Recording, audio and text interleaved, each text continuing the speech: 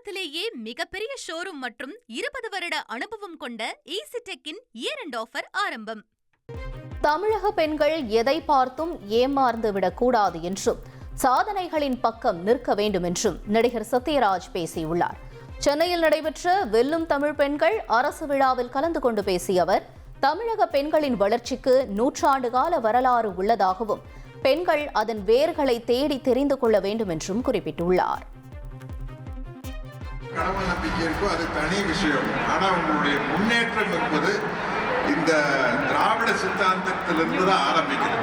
இது நீங்க உங்களுக்கு தெரிஞ்சவங்கிட்ட கேட்டு தெரிஞ்சுங்க. என்ன நம்ம அந்த வேர்களை நாம புரிஞ்சுக்கிட்டாதான் நாம எந்த அளவுக்கு இந்த திராவிட மாடல் அரசுக்கு துணையாக நிற்க வேண்டும் என்பது உங்களுக்கு தெரியும்.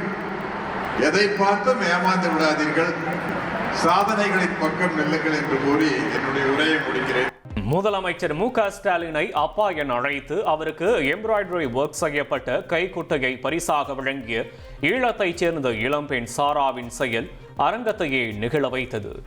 வெல்லும் தமிழ் பெண்கள் என்ற மகளிர் உரிமை தொகை விரிவாக்க விழா சென்னையில் நடைபெற்றது.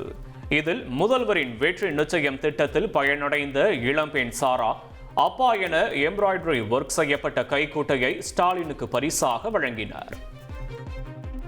அப்பா, உங்களுக்கு தெரியுமான்னு தெரியல, நீங்க இதே ஸ்டேஜ்ல இருந்து தான் வெற்றி நிச்சயத்தை தொடங்கி வச்சீங்க. நீங்க வெற்றி நிச்சயம் வெற்றி நிச்சயம் வெற்றி நிச்சயம் சொன்னீங்க.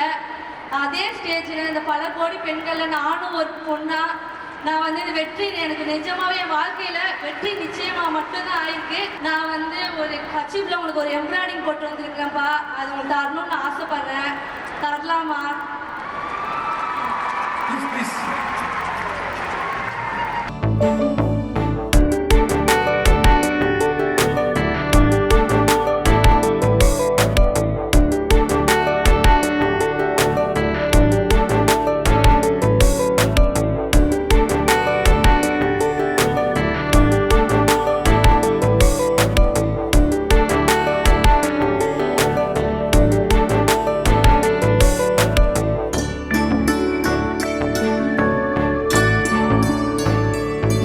இரண்டாம் கட்ட மகளிர் உரிமை தொகை விரிவாக்க திட்டத்தை தொடங்கி வைப்பதற்காக வந்த முதல்வர் ஸ்டாலின் நேரு உள்விளையாட்டு அரங்கத்தின் நுழைவு வாயிலில் நடனமாடிய கலைஞர்களின் நடனத்தை தனது காரை நிறுத்தி கண்டு ரசித்தார்.